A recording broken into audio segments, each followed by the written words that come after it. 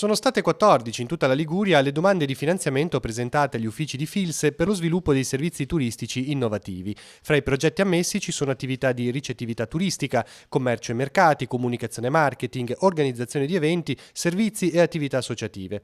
Delle 14 domande presentate, 10 hanno avuto esito positivo per un totale di 454.000 euro di fondi, 5 i contratti già stipulati. Secondo l'assessore regionale Gianni Berrino, il bando ha avuto un buon esito anche perché, spiega, sono state semplificate le procedure e alleggeriti gli oneri a carico delle imprese. Eppure, se si pensa all'intera Liguria, forse 14 aziende è un numero non così esaltante. Ne abbiamo parlato con la Fisascat CISL.